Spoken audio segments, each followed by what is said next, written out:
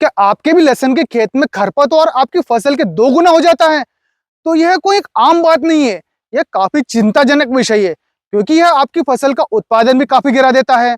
और कई बार हम फसल की बुआई करने के बाद में खरपतवार नाशी का छिड़काव करते हैं, तो फसल की हाइट पे भी काफी असर देखने को मिलेगा। उसकी हाइट कम होगी और फसल में पीलापन भी आएगा, जो कि फिर एक बार हमारे उत्पादन को गिराने का कारण बनेगा। और यही सब बातें हमारे खर्च को अत्यधिक बढ़ाती रहती है। यह खरपतवार यहीं पर नहीं रुकता, इसके और भी विनाशकारी कार्य है, जैसे कि हमारी फसल पर मच्छर काटे होना, थ्रिप्स की जनसंख्या को भी यही बढ़ाते हैं। साथ में साथ कई प्रकार की अलग अलग रस चूसक कीट भी इसी वजह से आते हैं। इल्ली का प्रकोप बढ़ता है। तो इसका हमने सही समय पर अगर जो कंट्रोल कर लिया, तो फसल के उत्पादन के साथ में उसकी बीमारी को भी हम काफी हद तक कंट्रोल कर सकते हैं। तो दोस्तों, इसकी शुरुआत हमें जब फसल की बुआई की जाती है, या मैं कहना चाहूंगा जब हम लहसुन की बुआई करते हैं, उसके शुरुआती अवस्था में ही हमें खरपतवार को कंट्रोल कर लेना चाहिए। तो क्यों ना लहसुन की खेती में खरपतवार कंट्रोल करने के लिए ऐसा कार्य किया जाए कि 60 दिन तक खरपतवार हमारे खेत के आसपास भटके भी नहीं। तो किसान साथियों, इसकी शुरुआत सबसे शुरुआती अवस्था में जब हम बुआई कर देते हैं, तत्पश्चात से शुरू हो जाती है। तो पहला कार्य है, हमें पेंडलामेथ्रिन का इस्तेमाल करना है। जैसे ही आप बुआई करते हैं, बुआई करने के बाद जब आप पहला पानी लगाते हैं, तो उस पानी के आगे आगे हमें पेंडलामेथ्रिन का इस्तेमाल करना है। तो एक बात का विशेष ध्यान रखिए, पेंडलामेथ्रिन हमें लेनी है 38.7% CS फार्मूलेशन में, अर्थात कैप्सूल सस्पेंशन।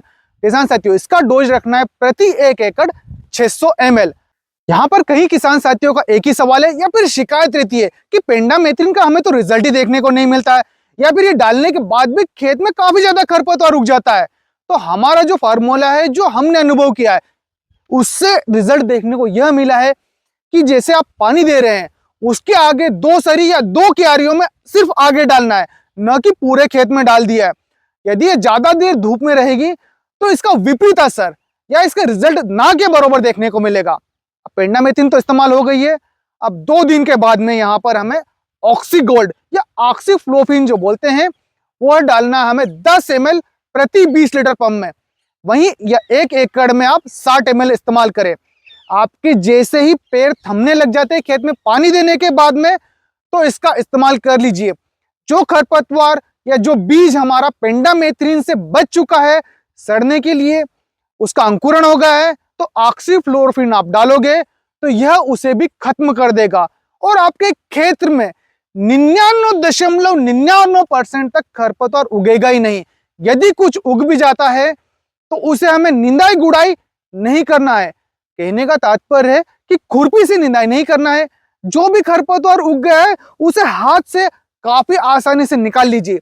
यदि इसकी परत आपने खत्म की, तो जो अगला खरपतवार जमीन के अंदर है वह फिर से उगकर बाहर आ जाएगा। किसान साथियों, वीडियो बड़ा हो रहा होगा, पर सारी जो बातें कर रहा हूं काम की है। पर 2 बातों का यहाँ पर और ध्यान रखना है कि जब पेंडामेथ्रिन आप इस्तेमाल कर रहे हैं, तो यूरिया में नहीं इस्तेमाल करना है। रिजल्ट तो मिलेगा, पर काफी कम देखने को मिलता है। अब ऑक्सीफ्लोरोफिन हमें 72 घंटे के बाद इस्तेमाल नहीं करना है, क्योंकि हमारे लहसुन का जर्मिनेशन होने लग जाता है, तो उसके जो उगने की ताकत है वह काफी कम हो जाएगी।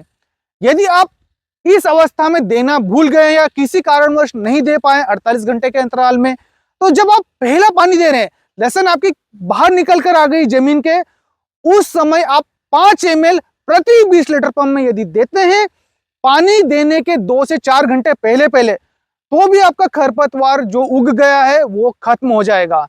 दोस्तों, जानकारी कैसी लगी? अच्छी लगी तो अपने और किसान मित्रों से अवश्य साझा कीजिएगा। किसान साथियों, यह जानकारी यहाँ वहां से नहीं लेकर आया हूं, न कहीं तीर में तुक्का लगा रहा हूं। पूरा प्रैक्टिकल किया गया है, वह भी कम से कम 2 से 3 वर्ष तक लगातार। तत्पश्चात आपके पास यह जानकारी साझा कर रहे हैं।